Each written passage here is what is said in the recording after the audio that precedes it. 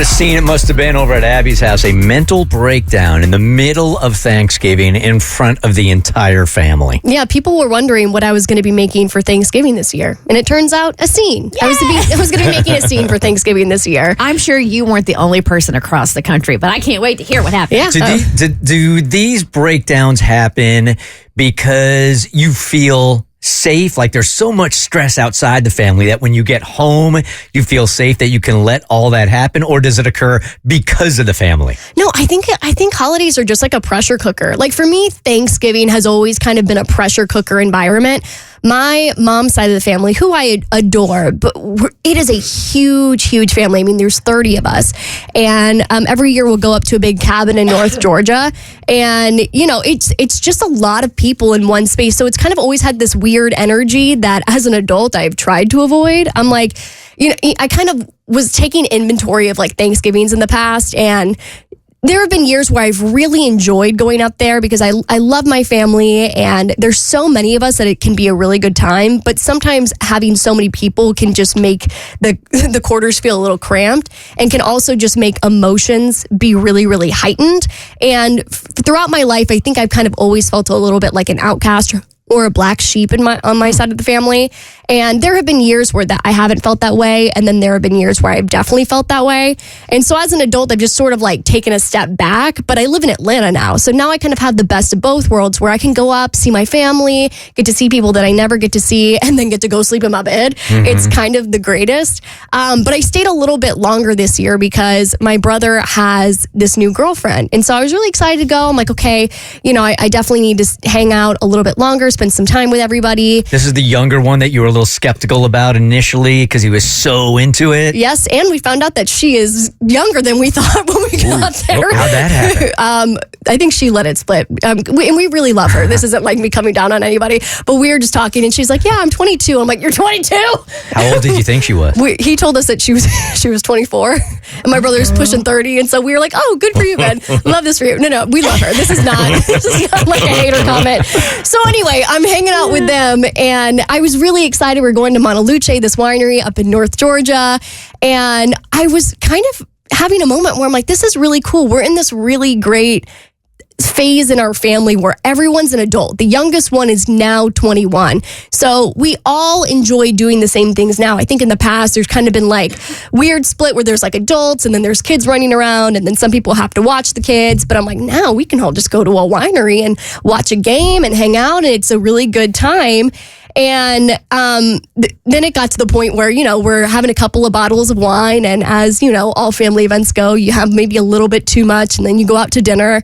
And we're all having dinner at some restaurant in downtown Dahlonega. And then we all just start, you know, kind of spilling our guts and we start talking about the future. And so now it's maybe, you know, 6 or 7 at this point, and we'd kind of been out bopping around having some wine for a good bit now.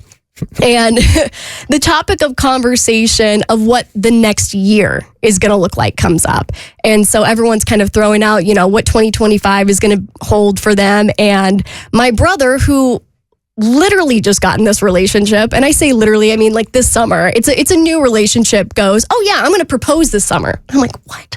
And then my cousin who just got married is like, yeah, I'm getting pregnant next year. And I'm like, you just got married. Everything's moving so fast. And then my brother goes, oh yeah. And then when me and her have kids, and I'm like, you and I were talking about, I'm like, I didn't know this girl existed 2 months ago. And now you're having kids. And he's like, yeah. And we're going to name them this, this, and this, and this. Oh, wow. And I'm like, now my nieces and nephews have names. And I'm just sitting there and I'm like trying to be cool because, you know, I'm like, everything just feels like it's moving so fast. And so the way I cope with things is through humor. So I'm like, let me make a joke. So I made some joke about how I'll never get to live the child-free life of my dreams. And I take my wine glass and I take a big gulp for dramatic effect. And then to finish off the joke, I'm like, I'm going to slam this wine glass on the table.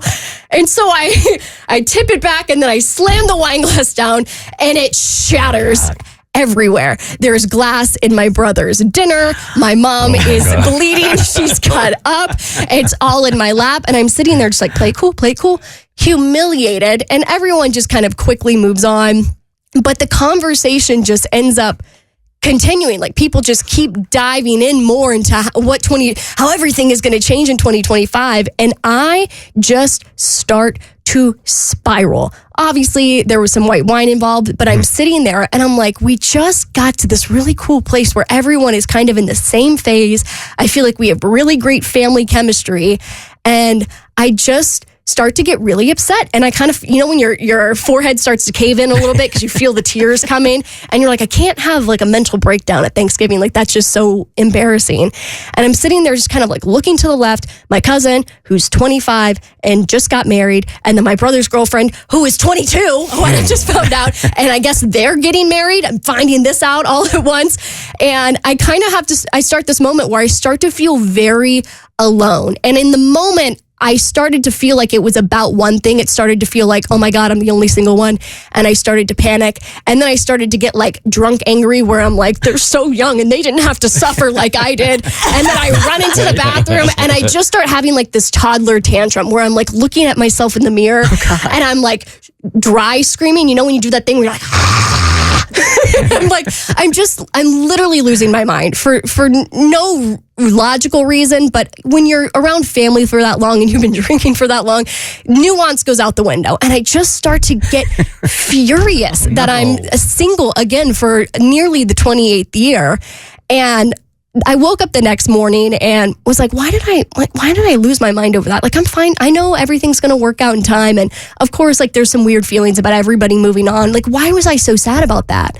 And I was driving home. It kind of hit me why I was kind of latching on to that feeling of being alone. Like in the moment I thought, oh, it's just because I'm single and I'm mad that they didn't have to wait as long as I did. And there's frustration with that. And sure, maybe like some of that's true. But then I was like, no, I just feel like I'm being left behind by my family again. Like I mentioned, I always kind of felt like the black sheep in my family. I was always kind of on the outs. I was always kind of like the one that would get left behind growing up. And then I grew up a little bit and then there were other things that happened that made me feel like an outcast. And I realized, I'm like, this is like the first Thanksgiving in a while. I just feel like I'm a part of the family. And next year, I guess I'm just going to be left behind again. Everyone's going to be in a new phase of life. My brother's getting married, apparently. And, my cousin's going to be pregnant and things will just never be the same. Like once you cross that phase of life, like I'm not going there. It's not that I'm like upset that I'm like, not married and having kids, but I just know I'm not going to be there and they're all going to be there. And so I'm kind of sitting there. I'm like, oh, I just felt so isolated. And I kind of had to work through that this weekend because I was like, I can't change what's happening and I shouldn't change what's happening because this is just what happens. It's life. Like people get married and they have kids and they move on. But it was tough. I'm just sitting there like trying to keep it together at Thanksgiving and, had to really let it out in the bathroom and come back and try and keep it together. But it was tough. Do you have like have you always had this timeline of when things were supposed to happen? And because it's not right now, it's got you in panic mode? I mean, I think there's a little bit of that. And I think for women, especially when you see 30 approaching, even though it's not necessarily true, you do kind of feel like you're going to get put on the expired shelf. But I mean, I think in the moment when I was upset about being single, there was a little bit of frustration of like, I've had really no like emotional pit stop. You know what I mean? Like everyone I feel like has kind of had like a serious relationship by the time you hit like 27 or 28. And for me, like I didn't get romantic attention in high school. And then in college, guys didn't want to date me. They just wanted to hook up with me.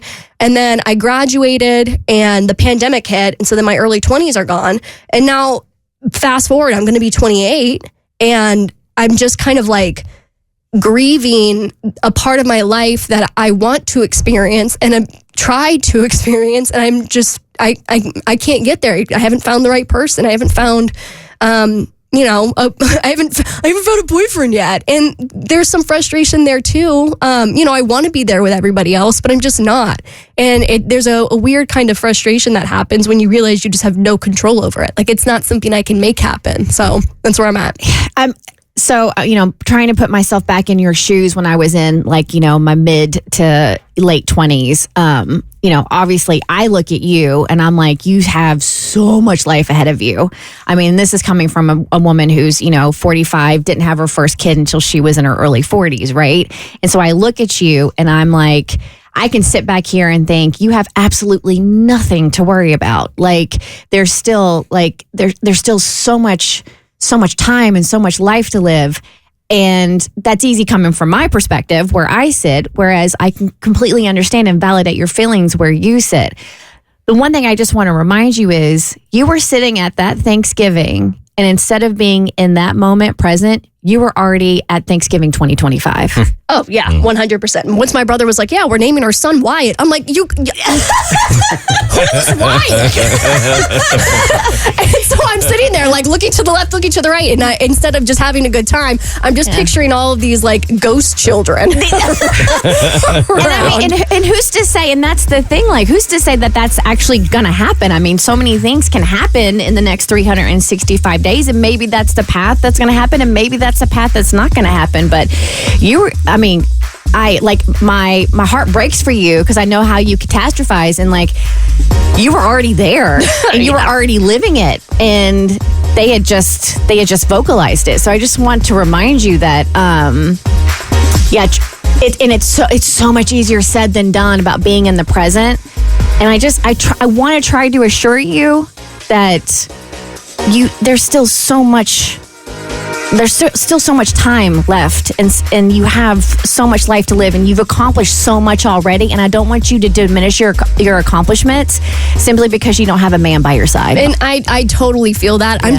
Kristen, I'm just lonely, okay? I get you, girl. I just want someone to hold my hand and tell me I'm pretty, Kristen. And you deserve that. I will give you one piece of advice that you should definitely take. Your +1 at Thanksgiving next year should be your therapist. The Bert Show.